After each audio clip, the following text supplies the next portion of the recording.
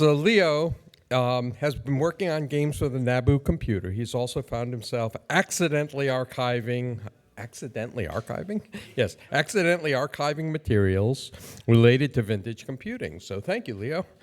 So let me tell you, if you're interested in the Nabu computers, you have come to the right session. So please put your hands together and welcome our guest speaker, Leo Binkowski.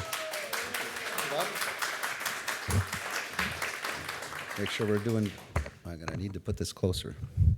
All right. Okay. Oh, there's a presentation. Cool.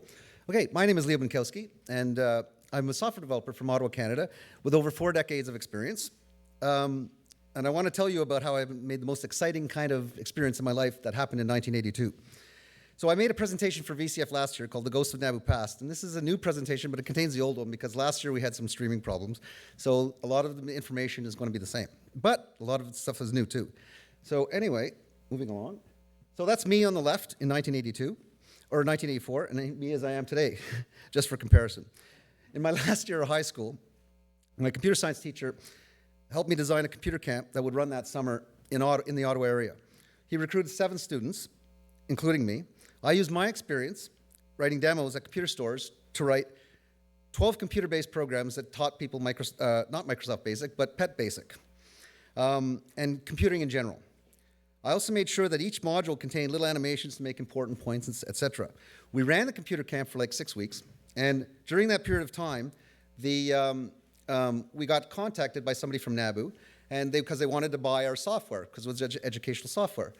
But as it turns out, they kind of looked at that, and I said, that's kind of cool, but we really want some video game programmers, so you guys want to do video games. So they invited us over. 4 of us took up the offer, and I thought this was the greatest thing. I ended up visiting Nabu, and they just hired me on the spot, which is kind of cool. So let me tell you a bit about Nabu. Okay, it was founded in Ottawa, Canada. It was originally made up of Nabu Manufacturing Corp. Was made up of 5 companies. There was a company called Andicom, and they built the computers. They built Nabu 1100s, the 1600, and the Nabu PC. There was a company named Computer Innovations, which was also a computer distributor, like a computer store, but it was a franchise computer store. And a company named Bruce Instruments, and they made pay TV boxes and cable converter boxes. And another company called Mobius Software, they did just computer consulting. We also had a terminal manufacturer named Volker Craig. Some of you might be familiar with that. They did an ADM3A kind of compatible terminal. All of those components together were used to essentially create Nabu. So the Nabu 1100 was what actually we used for game development.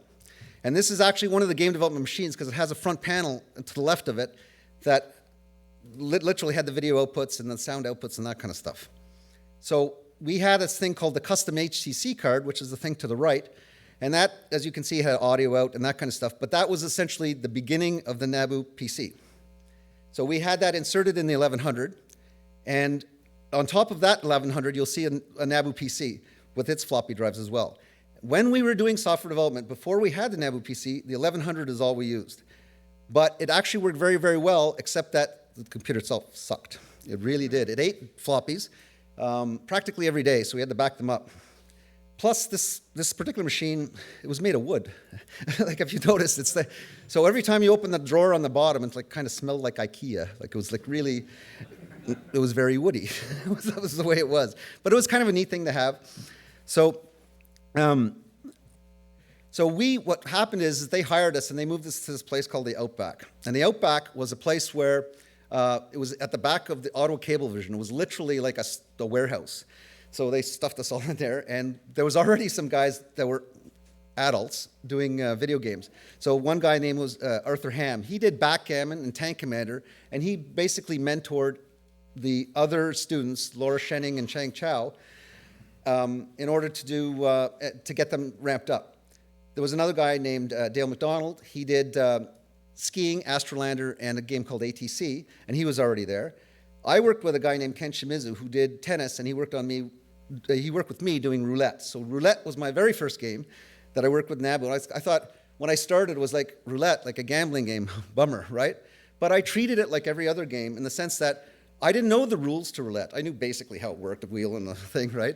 But I didn't know all the extreme betting rules that roulette had. And ours actually covers every single bet that will go in Atlantic City. So it was kind of neat to just learn about how to gamble using roulette.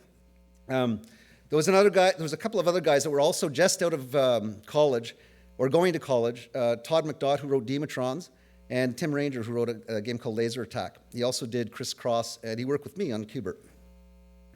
So the computer camp people, which was me, so I did roulette, Pac-Man, Qbert, Miner 24-9er, Manager's Baseball, and continue on. I could rattle off 40 games that I worked on. And Chang Chow was, so I was 18 years old at the time. Chang Chow was 17 years old at the time, as well as Laura Schenning. So they weren't even they were still in high school. I was just out of high school and going to college. And Greg Adams was actually 16 years old. If you look up Greg Adams today, by the way, on LinkedIn, you'll see that he's now head of AI at Amazon. So just shows you how far he came. So we also had something really cool. We had Johnny Hart. Michael Bate was a big fan of Wizard of Id and BC Comics and saw value in making BC games. So we started off writing 4 games for them. One was called Grog, which was more like, if you're familiar with Activision Kaboom, it's pretty much the same as that, except it's Grog grabbing apples from the sky. Zot, which is essentially a kind of like a Space Invaders game, because you're basically with an anteater at the bottom and using your tongue to lash out at ants. BC Trivia was basically like Trivial Pursuit, except just using these guys as your moderators. And WizType was a game that I actually worked on myself because it was written originally by a company called Artec, but it was really buggy when I got my hands on it. And I had to do upgrades to it. So when I started with it, I could type about 25 words a minute. I did high school typing classes. In the month that I worked on it, I was typing 65 words a minute. So I got a pretty good test on it. So in December 92, I was finishing up on Pac-Man, and there was a guy named Warren Belkin, which we had on our live stream before. He wrote the main menu, but he was also working on a game called Star Quest. So if you look at the main menu when it fires up, and DJ is going to show you what running in the next session, there's a Starfield animation at the beginning that was intended to be in Star Quest, but it ended up becoming the opening animation for Nabu. And we all moved to a place called Roosevelt, which is out of the cold outback, which was actually complete reverse. It was a sauna. So we went from a freezer to a sauna, and we were having trouble adjusting to that. And at some point, we got a new boss, because what happened is the salesman, some guy who was doing in sales, was actually running the games department. So that wasn't quite good, because he didn't actually understand how to program. He didn't understand engineering. He actually didn't understand much besides talking to people, which was cool, except that it was getting hard on it was getting on our nerves, because we didn't know what to do about it as kids. So we got a new boss who was actually pretty smart, named John Short, and he was on a live stream with us before. And he knew how to code, and he could mentor us properly, and he could manage us properly. And his empire started to grow from there. He started with the 5 students, and then he was the games manager of the games department, and then he ended up becoming the director of content development. Then he had a huge department of programmers doing info apps, educational apps, and games. The other thing that happened that was really neat at the time is QA. When QA popped into existence, we had no idea what to do with it. The way we were doing QA is that we were mocking each other as programmers. So when we'd find other people's bugs, and then we'd go, ah, right? Here, we got you, right? And it would basically make us all embarrassed, and we fixed our bugs. And it worked pretty well. The problem is it was inconsistent. It was sometimes we would come in after supper or that kind of stuff, and we'd just play around a bit, and we didn't have quality reports. So they created a new QA, but they did it exactly the same. They started with the games department. They hired high school students to do the QA. So that created a new type of corporate clash, what ended up happening was a lot of wars, because it was essentially high school students slinging mud at each other for a little while. So I was finishing up on Pac-Man in early January, and because we were working on the rights to it, and Namco said, you got to keep this quiet. I called the game Hairball. And the unfortunate part is I put it on the cycle for testing, but they put it right up in the menu. They were supposed to hide it. In the Nabu menu, you can hide stuff in a shortcut, And it was supposed to be hidden in a shortcut. I even checked the box for doing that, and it didn't matter. It went up in the cycle. So all of a sudden, everybody in Nabu knew that Pac-Man was coming, and which was a bit of a problem because we had to keep it under wraps. And another thing that occurred around that time is that I took the first vacation ever in like 1984, and I was in Toronto, and there was this thing called the world's biggest bookstore, and I found this book, Sargon, a computer chess program, and it says at the bottom, Z80 assembly language, and I went, hooray, we have a chess game. The code was provided, the book is literally one long listing, really, and commentary of the listing, but we used it to create Sargon chess. And what happened is after we created Sargon chess, the rights to the original chess were owned by Software Toolworks at the time. So they licensed Sargon to the binary for that, so we used that instead. But we had already built the UI around it, so all we did is plugged in a new engine. So later on, what happened is that we saw that Activision was getting, the programmers were getting their names in our games. So we were putting up opening animation screens with our names in it because we were proud of our work. That didn't roll over very well because now marketing was sort of running us. There was a big split, but I'll get to that one. And so what we did is that we hid our names in the games in Easter eggs. So for instance, in Pac-Man, you can see that this is when I activated. You would get programmed by Leo Binkowski, sound by Laura Schenning. And you could actually eat the letters away, and it worked exactly the same way. So it was pretty hilarious as an Easter egg. In Miner 2049er, you have to actually, well, actually, let me see if I put that in the next screen. Oh, there we go. So if you look at, if you want to see the Pac-Man Easter egg yourself, if you run it on Nabu on the MAME emulator, all you have to eat is that specific dot last on the second board, and then you'll see my name and Laura's name every round thereafter. So and that's still there today. In Miner 2049er's case, you have to it's easier to activate the cheat keys. So it's the only one with the release cheat key. We had cheat keys in other games, but we typically removed them when QA was done. We gave them the QA to use so that they can access parts of the game that were hard to access. And Miner 2049er has 10 levels. So testing it was a real big problem. So I created a cheat key that's Control-Sim-Shift-L on the keyboard.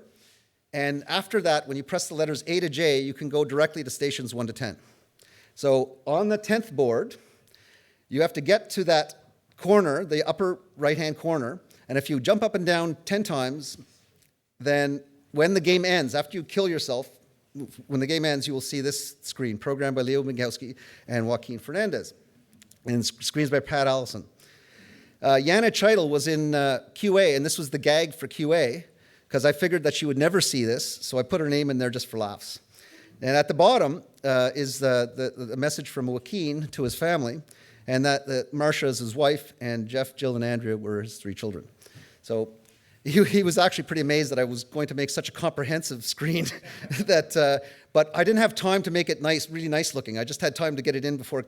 And the thing is with these ones is we had to hide them in the code, so that was another step, because they would look at the code and they'd see this text, so I would hide it in another character set and convert it, and so they couldn't read it. So it worked out pretty well. So, and now we come to the part, as you see the TARDIS behind me, where I actually changed history. I played part of the Time Lord. So recently I recovered this game, Casino Bingo, and I told Lisa, this is my wife right in the front row, in advance. I said, if I find this guy, I will change this Easter egg. So I was sweet on a girl when I was doing this. And so when we got the binary for this, I hex edited it in Visual Studio Code to change the name that was originally there to Lisa, and nobody will ever know what the original name, the code name was, and she gets to be in the Nabu history. So there was this thing, and I'm going to release these. We had this company newsletter called the Grunt Press, and the great part about this thing is that there's so much information buried inside of it. Tons of information, technical information, jokes, all kinds of what people were feeling at the time and that kind of stuff. When we, I'll get to that some more, but basically there's a lot of history buried in here, and that we're going to be using that to sort of access Nabu history going forward. Now, just to give an example, this is the kind of artwork that they were sticking in there. And on the left side, you'll see how to recognize a Nabu games programmer. Wasn't really too sure who they're mocking, but I had a pretty good idea. And it was essentially me, but because that's pretty much how my desk looked. He put drumsticks in, but I used pencils. It wasn't drumsticks. But I also had a Nerf brick. If you see, there's a Nerf brick on the side. And I still have that Nerf brick that I used to throw to the screen, because the Nabu 1100, when it would eat a floppy, I would kick it like that. And so those boot marks on the side, like scuffs. And they noticed it. So for my birthday, in 1984, they gave me a Nerf brick to throw at the screen whenever it died. So that was what that was about. The other side shows you exactly the frustration that everybody had. Even the graphic artist was using an Nabu 1100s because they wanted to beat the crap out of them every single time. Bare footprints on the side of that. Yeah, the footprints on the side of that one are my footprints. So we socialized together like a lot. Like we were pretty much together all the time because we were all growing up together, really. Everybody was young. It was a young company. And all the people that was doing stuff was young too, 18 to 25, pretty much, with outliers in 30s. But really, it was a very young company.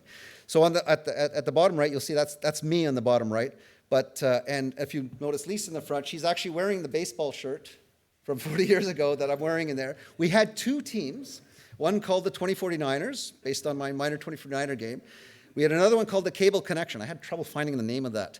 But I thought it was, and the reason why is because I considered it a lame-o team. And not only that, we won our division when we did baseball, but they completely were at the bottom. So we completely covered bookends of the spectrum in the baseball leagues. The baseball leagues in Ottawa were run by what's now Nortel, but was Northern Telecom and Bell Northern Research at the time. And there was what they called it the high-tech baseball league. But really, it was just slow-pitch baseball. It wasn't really, it was more of a socialization baseball. I have no idea who that guy is, actually. But I can name a few of them. Immediately to my right is Tanya Thompson. I don't know who the girl is left to her, but there's Kunti Patera, Yana Chidel, who is in that middle. She's the one that was named in Minor 2049ers Easter egg. James Gregory on the left, and there's a couple of graphic artists, Drew Edwards and in there. And I think that the guy without the shirt is Glenn Wright, but I'm not entirely sure. He was one of the graphic artists.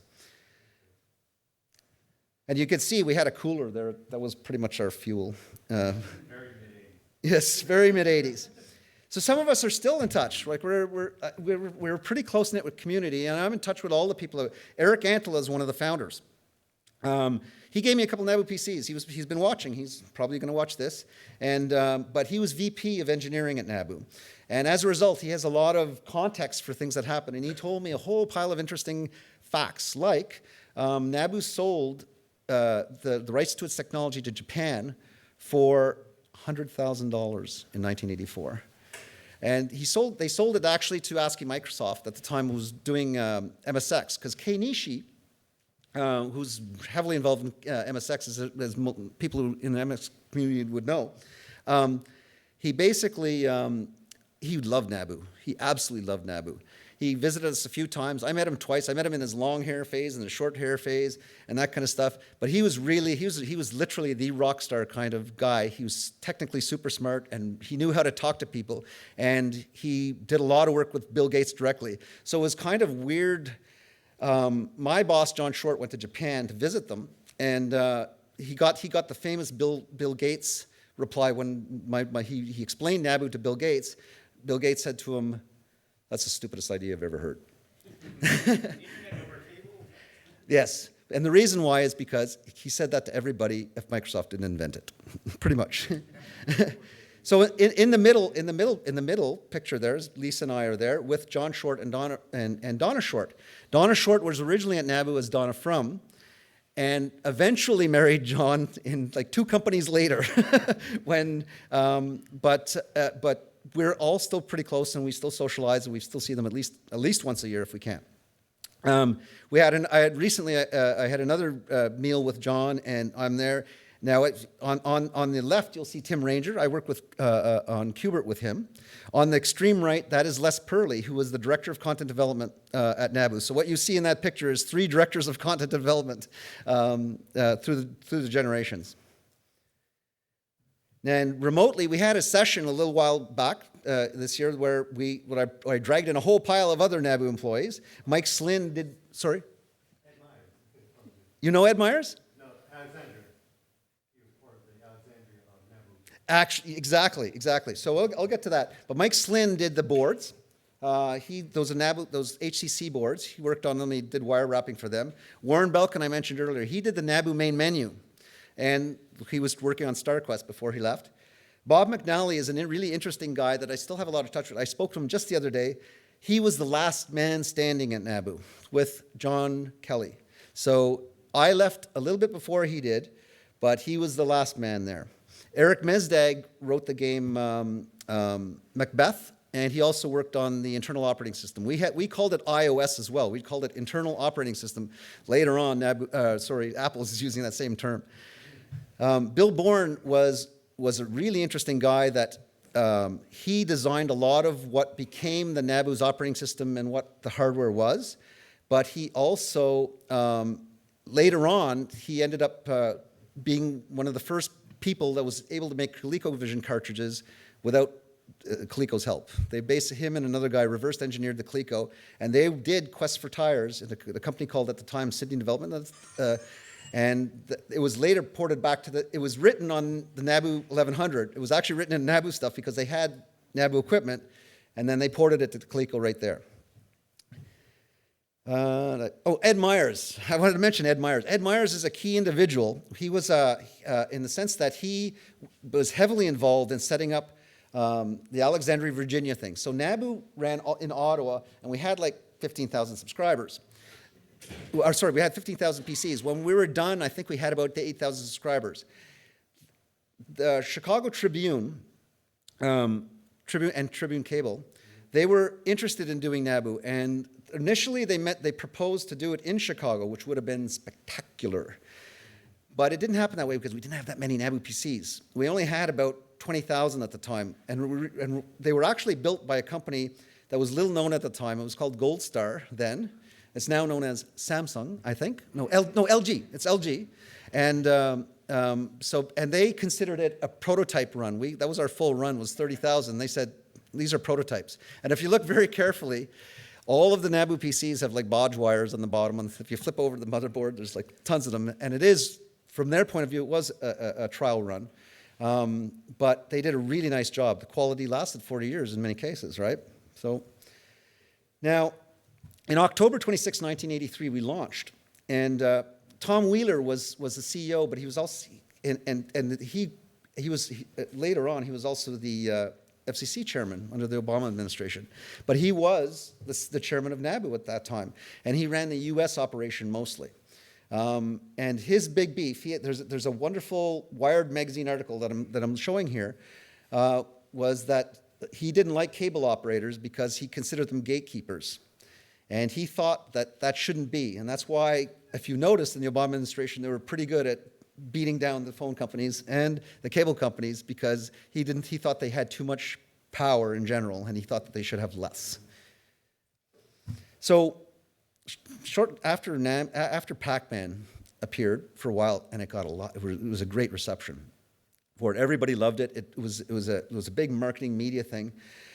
I got a letter. I got one of those inter-office memo envelopes, and I opened it up, and this was in it. As you can see, I kept it. But basically, it was a letter from Namco telling me that I'd made a very faithful reproduction of Pac-Man for the Nabu PC. In fact, they really, really loved it. The only thing is that they didn't ask us to make their MSX cartridge version, and I noticed that MSX cartridge version is very, very different. But the one thing that I did is I managed to get the eyes in the Pac-Man, and the MSX version didn't manage to do that, or the eyes in the ghosts anyway. So I was pretty proud of that. Now I have a suspicion why they didn't ask us because we had a lot of memory to work with. I used all the memory that I can. As a programmer, I use all resources available to me. So I used 44K to make my Pac-Man. I think the cartridge is 16K. But remember, I have Nabu, I have the help in there, I have the menus, I put all the animations in there, and even the attract mode, which they didn't do. So they just cheaped out a bit. So that's afterwards, in late 1984, what happened is we were financed mostly by a guy in Ottawa called Robert Compow. And he built Ottawa. He was a real estate guy, and most of what you see downtown in large buildings was built by the Compow Corporation. And he had a demand load on Nabu. He invested like $40 million. And so that was what our capital, working capital was, really. We were actually on the stock market, and we had the stock investment, and a few people had shares, like DJ's parents and that kind of stuff. I even had shares. But the big problem was when that demand load was called, we had 60 days to get $40 million. In 1985, in Canada, that was pretty much saying you're dead. And that's what essentially happened. I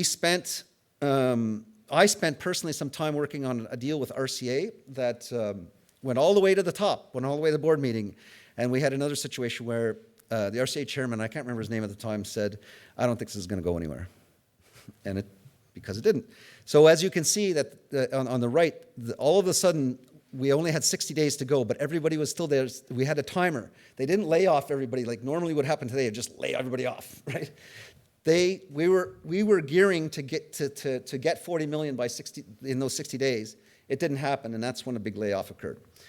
When that layoff occurred, it actually clobbered the whole corporation, and I was hired into a new company that became not Nabu Manufacturing or Nabu Network. It was like 605 477 Ontario Inc., and you'll see that somewhere in some of the games.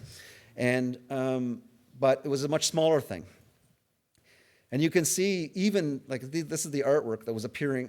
This is our menu, but we had new choices. When you could, the angst was coming out. Hang on, bail out, buy stocks, phone home, or sell the car. Lots of dark humor started to appear at Nabu around that time. But Nabu didn't appear. Nabu didn't completely disappear. It sort of split off. The technology was bought by a company called, or was rolled into a company called International Data Casting, which is still in Ottawa. And then what they ended up doing is beaming the signals to ships to send weather information in 1985. So, like, for instance, if you have a big freighter in the middle of nowhere, by satellite, you would get weather information. Before, it was just broadcast, which was not that great and very slow. But coming from satellite, they could get full maps and weather maps and all kinds of junk, and that was very, very handy. So that's what they did. Lately now, International Data Casting does radio network stuff. So when radio programs are done, they beam it from satellite to somewhere else to a radio station so that they can play it. So they create hardware for doing that. So, and then Nabu had another layoff. We couldn't go, even our little tiny 30-person company, where John Short was the director and Les Purley was the director, disappeared, and we all got laid off again. And I got laid off, but it was at the beginning of the summer, and I thought to myself, I haven't had a vacation in a while, so I'll just take the summer off. And that's what I did. So I took the summer off, and I was doing stuff, and then eventually I was contacted by John Kelly again, and he said, do you want to come back and work for Nabu? And I went, sure. So I did, and I became the director of content development, and I was working with Bob McNally. He became director of operations, and we had about 10 people at that point, but we had other options going on at that point as well. For marketing, we ended up teaming up with Amway at one point, and that was a disaster from my point of view. But it did generate interest, and it did generate interest in Amway itself. So the way Amway system works, they generate stuff internally, they get interest. People got Nabus just because they're Amway employees, because we did an Amway newsletter that appeared on the Nabus. So it was quicker than getting it in the mail, so that they liked it. So we built a special box for them to demo it and so on. And they were the ones that actually got us to about 8,000 subscribers in Ottawa, because we were running around 5 at that point. So it did help, but it still wasn't enough, and I didn't really want the relationship to last forever. So Nabu finally died. Just before Nabu died, I got a call from one of the guys I used to work with in Chris Wallace, who I was writing video games with originally at Nabu, and he had a new company in Toronto called First Course Software, and he asked me if I wanted to work for him, and I said, okay, because I saw Nabu at this point, it was literally on its last legs, but worse, I knew that John Kelly himself was funding everybody's salaries, and I kind of felt bad about that. It was weird I didn't really want him to do that, and I knew I could work elsewhere, so I forced the issue and by leaving. But I knew it was done anyway. And Bob McNally was there. That's actually probably him in the picture, and that where the end happened in July 1986, I think. So what happened was when I left Nabu, and I went to work elsewhere. John Kelly told me, he said, I had a system at home, I had backups at home and stuff like that. This is how I was doing offsite backups. It was my home. They were going back and forth and that kind of stuff. So I had stuff like that, and I had a system in place to do that. So when it ended, he said, keep the stuff because we might have another crack at this. And then went in my basement and disappeared there and stayed there till 2009 because nobody was interested in it. Nobody had anything to do anything with it. So in 2009, York University asked, every now and again, I would do the thing, search on Google for Nabu, see what I got, right? And then York University came up and said they were doing Nabu, and at the bottom it says, if anybody has stuff, could you contact us? So I did. And at that point, they were still playing with the network adapter. They hadn't really figured out anything. And I said, similar to something I said later, I said to them, look, I've got everything.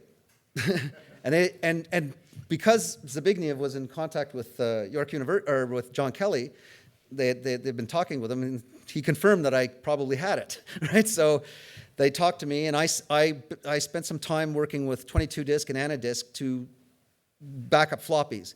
I had an MSU, which was a hard drive, and I fired it up, but it made such a horrible noise. I got afraid, and I turned it off, and I unplugged it, and I left it. Because I'm not really a hardware guy, I'm a software developer, so I said, this sort of jet turbine that's making this angle grinding noise, I better stop here. So that went away, and I just concentrated on doing floppies. I recovered probably about 40% of a good cycle with that, which is, and some of the best stuff too, including Pac-Man, Miner 24, all the stuff that I worked on because I had backups of that stuff. So that worked out really nicely as well. And so Zbigniew worked on an emulator, and they created a small emulator that, and he kind of asked me to work on it at some point, but it was in C++ code, and I think it was done by graduate students, and I was busy. We're doing consulting at the time. I was traveling to the States and that kind of stuff. There was no chance that I was going to be working for free on Nabu again, essentially. So all of the stuff that I extracted, I sent off to him in emails and that kind of stuff, and he used. Some stuff, he visited us, and he got some physical stuff, some listings or something, but I can't remember everything that he got. So after he did that, in 2009, we had a reunion. And as you can see, there's a ton of people there. So you can see me in the middle with that Nabu shirt that Lisa's wearing. And but at the Museum of Science and Technology in Ottawa. And this is what they have. They have one in a glass case. This doesn't actually do anything. And that's Zbigniew is the bald guy on at the lectern there. And Bill Kindry is more of us as techie that figured out a lot of the adapter stuff. Was part of the demonstration. And so last year, I can't remember what, probably February 2023, John Kelly died. And I had actually felt bad because I hadn't spoken to him for a few years because he was really good. Even after Nabu was gone, somewhere around, even after this, 2012, he had a great party. He basically hired catered at a golf club. He invited every Nabu employee that he could contact. Lisa went and that kind of stuff. It was a spectacular occasion, and he did this. It was like nothing happened. We were all happy and stuff together, nostalgia stories and that kind of stuff. So it was kind of bad. It was kind of bad when I found out that he died because I didn't actually contact him for a couple of years. So so I'm kind of sad that he can't see this stuff happening. So at some point, I'm sure you're familiar with this. There was a dude named Pelmel that had them in a barn, and anyway, the barn. He bought a lot of them, and I traced these back, and I talked to Bob McNally about it and how things went down way back when. And these are probably the Tribune Cable Nabu PCs. So there's no floppies in this thing, and but he had them stored in a barn for 40 years. It wasn't his barn, somebody else's barn, and the barn was collapsing, so he had to remove them. So these are all now being stored outside. So he had it literally in the rain, exactly like this. So he sold them on eBay for $60 plus shipping, which is a tremendous deal for even just as a project box, because it's a big metal box. And I don't know if anybody saw the Henrys when he had it set up around here, but they were here the other day.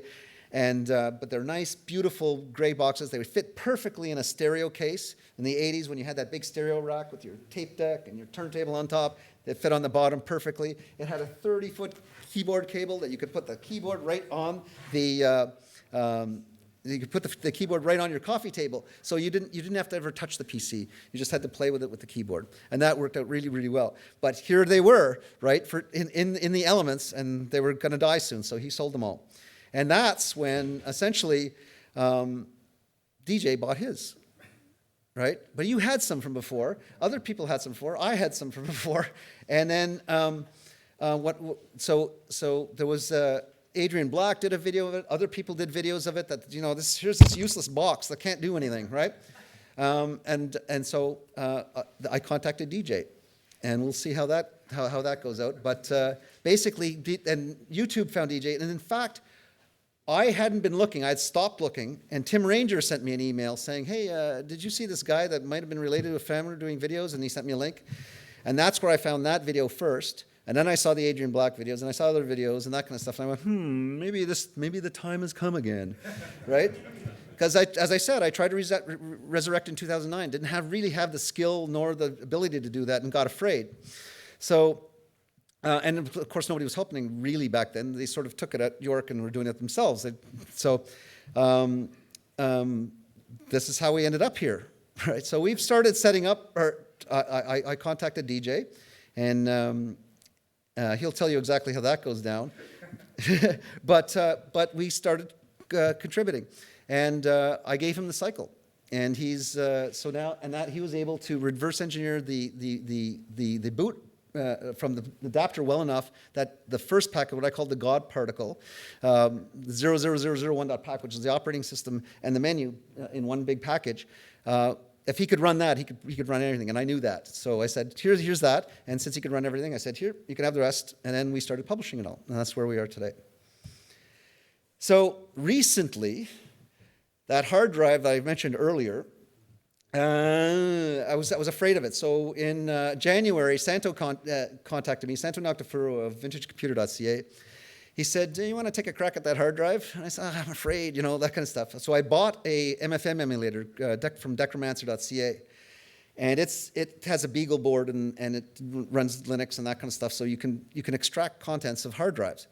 Now, so we started working on it. This device that you see on the left is called the MSU, the Mass Storage Unit. It originally was with the Nabu 1600, but we co-opted them to use as development machines. So the hard drive is there. I pulled out the hard drive in order to work on it because the cables wouldn't fit when it was in the case, so I pulled it right out. And we turned it on, and it's once again I got the angle grinding noise.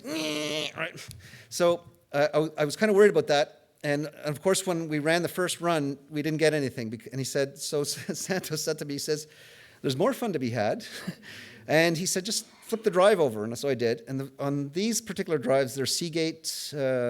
I can't remember the model number, but the spindle is on the outside. The spindle for the hard drive is not inside the case. And I thought that was kind of weird.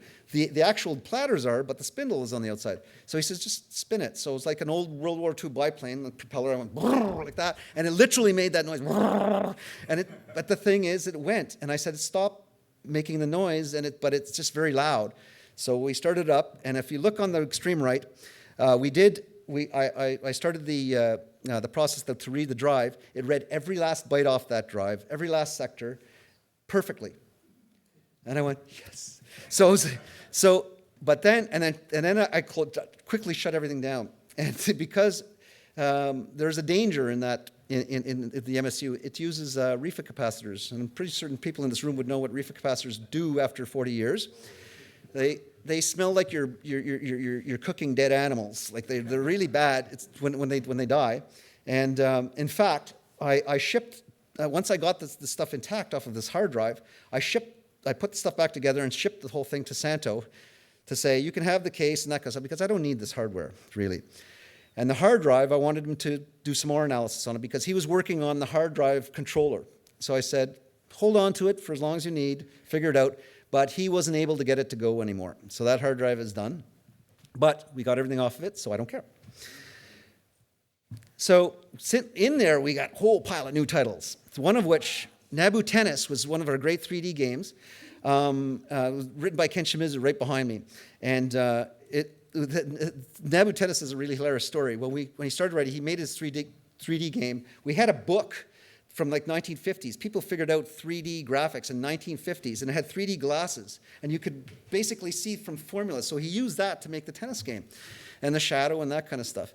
So then Chris Wallace was, as I said, marketing was running us before, came in and said, hey, that looks really good, but can you flip it on its side like the Intellivision version of tennis? So he said, because that's impossible, right? So he took the TV on the side and he said, there you go. And that's why it stays the way it is. Another game that actually DJ came and we played, I showed him, this is a really good game, Tank Commander, because it's the first game that I'd ever seen for any PC that's perfectly cooperative. One person drives, the other person shoots. And if you do that, if you play the game that way, you can play single player, but it's horribly bad. But if you play that game, it's a lot of fun. DJ and I played the other day, and I said, here's the trick. We almost finished. It's hard as heck. Air traffic control is a very interesting game. It's basically, literally, you're an air traffic controller and you're landing planes. You have to give instructions to them, what runway to use and that kind of stuff, and a really cool game. And my favorite, Casino Bingo, the last game that I ever worked on, which I've now embedded Lisa's name into, was also recovered in that, and that's how I managed to do that last trick with the time travel.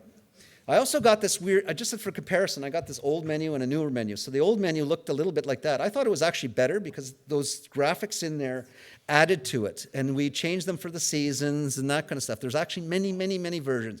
We built the menu every night. Was that psychedelic season? No, I think that was for Kiddie Park, when Kiddie Park was released. So it's vaguely like Kiddie Park, right? Yeah, I'm not sure what it is, but anyways, it just shows that the evolution. We changed the font, we made it more like an arcade font and that kind of stuff, instead of a standard font. So I recovered lots and lots of source code. So if you go to github.com/LeoBinkowski/Nabu, I have so far got all of Pac-Man, all of Miner 2049er, all of Nabu Qbert, and a game called Alpha Blast, which is a really interesting game because it's there's one of the two games that I know of that are written in Fortran for the Nabu. Now, everybody says, oh, Fortran, that ain't a video game language. I can prove you otherwise. There's many Star Trek games written in it and that kind of stuff. And we knew it is actually the Microsoft Fortran for 8-bit was actually extremely efficient. So we did use it. And we knew it, too. We learned it in high school. So it was a no-brainer. So we got all of those things, and if you want to take a peek at how I wrote it in the 80s, that's exactly where it would be found. Plus, you can take them and you can build them yourself. Build them yourself. Like, for instance, Alpha Blast is a good example. It had a word list built into it. If you want to change the word list, it's essentially a hangman game, except you blow each other up, which is more fun than hanging each other, I guess. It's more entertaining ways to die, I guess. But basically, I put it out there so other people can take a look at it, study it, or even make their own game. Make Ms. Pac-Man of the Pac-Man if they want. Because I don't think anybody else has released a full Pac-Man that wasn't, I looked for any other Pac-Mans and I couldn't find any. So what else has happened? Well, we've managed, there's a guy named Grant Shannon, he calls himself Clyball.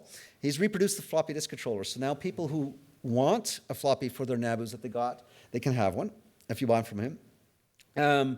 We have he also reversed the RS-232 option card. So my development machine had two RS-32 ports, a high-density floppy controller, and a hard disk controller in it. So I have a very, very unique machine. And most of the developers had that, but I have the only surviving development machine. And so he's managed to recreate all of that, and we basically spent hours on the phone running traces on the cards that I had so that he could make sure that he was building the traces correctly. Santo got all the CPM images running. I sent him. I took my CPM floppies. I actually have my released CPM disks, and I shipped them off to him. He copied them and sent them back, and he got the CPM images going, and that was pretty cool as well to see because that made it possible for me to do some of the recovery. I had a big collection of Nabus, but apparently all of mine were all from different eras, so they had different ROMs in them that did different things. So I imaged all of those, and I made them available. You can get them at vintagecomputer.ca. That's where we put them up there. Brian Johnson, who's here, there you go. He made the MAME emulator. So this allows everybody else. So if you don't have a Nabu and you can't get one, but you want to experience what was there in the past, you Or can. you want to program without killing yourself. Yes, yeah, exactly. You can download the MAME emulator that Brian made. It's free. I don't have the thing here, but we can get that out. You can essentially play all of those games, and it plays very, very well in the MAME emulator. And I think you're still updating it today. Like I think there was one last week, wasn't there? Like April 4th. It was a minor update that I added for. I broke it. Yeah. Cool. And I also added a new third cycle into it, so you can. Cool. Other emulators were made. There was one like Nabu D, and there was one that was written in JavaScript called Nabu.run. So all of those are just other people taking their own takes on adapters that was originally there and that DJ wrote. There's two different types of ROM switchers that people sent me because I was having trouble managing all of these ROMs and doing research on them. So Microcore Labs, which I think has the next, sent me one that I use, that I actually used to put them all on. And I was using as one Nabu PC as something I was doing research on, but I didn't have to load all the ROMs and yank them out every single time. Barry Cross sent me one, the Nabu PC switcher, which was a dip switch, was a similar type of thing, but you could make a 256K ROM and then switch between different areas to give it all the ROMs available in one PC. A whole pile of MX games have ported. Brian has been doing a bunch of them. I think recently he did Choplifter from MSX. What was the previous one? I can't remember it. The first one I did was River Raid, Right. and then I did Arkanoid as well. Cool. So when we were developing video games, in the 80s, we had this thing called the MSX shim. So whenever we get code from Konami or whatever, we just applied the shim, and then usually we just have to make some minor changes, and usually within a couple weeks we had it ready to go, which was pretty good. Pretty good from our point of view. That's why you see so many Konami and the track and field games and so on. The other ones, the Namco games, they never gave us the code. We had to reverse engineer them and make them. And in fact, Nabu and Qbert, we did that by videotaping in an arcade the game and just replaying it over and over until we got sick of it. So what's left to do? I have this big pile of floppies, and DJ and I went through a few of them the week, and we found some very, very interesting things. Everybody's concerned about this game. I mentioned called Manager's Baseball. It's easily the best Nabu game that we ever made, except I can't get it all. It's like 50 segments. It's a rotisserie baseball game, and we had all of 1984 players available for you to pick from for your team. So it was a great game, but I don't have all the pieces yet. We're close. We're really close. And so there's other applications I want to get. It says Manager's Baseball. I got tennis and ATC and Astrolander, so I'm happy about that. I've got more source coming. I have the partial source to Music Maker and Paint Pot and even Casino Bingo, but I didn't get everything. Floppies. There's some bad sectors and that kind of stuff, so I'm still working on it. I'm done. So just to acknowledge, GJ Surs is here, helped me a ton. Santo Noctafuro at vintagecomputer.ca has been one of our best resources, and I talk with him a lot. Brian, right here, Brian Johnson for the Nabu MAME emulator. Pamela Helstead, which is my daughter, made these guys, which is really, really nice, embroidered shirts. And my lovely wife, Lisa, for putting up with all of this mess and all the weirdos around it. Thanks very much.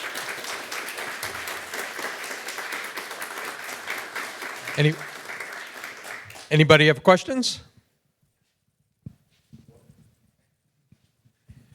What do all the remaining members of Nabu think of all this new development? Oh, they love it. So, for instance, we have a group on LinkedIn, and the group on LinkedIn includes about 40 of them. That was what allowed me to actually drag them all into this section, was I can communicate with them quickly. So I would say about 40 Nabu employees I'm in contact with. That's a fair amount because there was about 800 when we died. And as I said, what's more interesting is that I know key people who know key things, and that really helps. So it's nice to have that amount of people involved with the project, and they love it, by the way. They think this is great. We had lunch on Friday? On Friday, we had lunch with one of the founders, his uncle, John Bobak, but another one was supposed to be there. His flight didn't make it, and we were leaving for VCF. So we just missed him, which is Leo Bruce Hempel, who was Bruce Instruments. He made the original head end. He married data and the cable together. And he said that he threw out his machine just a couple years ago. It was the size of a refrigerator, and that was, if we were there, we would have had it. But time is not kind to us. We're missing each other, so that's kind of a drag. Anybody else? You guys located in Ottawa, right? Yes. Was there ever a French version of those menus, or just No. Okay. I actually came up with this exact topic. The Museum of Science and Technology Because Gatineau's would like to, nearby. yeah, they would like to do this, but they have a mandate to have everything bilingual. So if I'm going to do this presentation, it has to be bilingual. Maybe Lisa can help me with that. But not only that, they want me to convert the stuff to be bilingual in the first place. We have a lot of applications that are French applications, French verbs 1, French verbs 2, nouns, and stuff like that. But they were for teaching, but not the menus or anything else. I'd really love to do that, but that's a huge job. It never existed when we did it in the past, though. It was, remember, we were a prototype. We would have done it, though. Yeah. Any other? Anybody else? Okay, thank you so much, Leo. It was a great topic, and please give it up for him. Yes.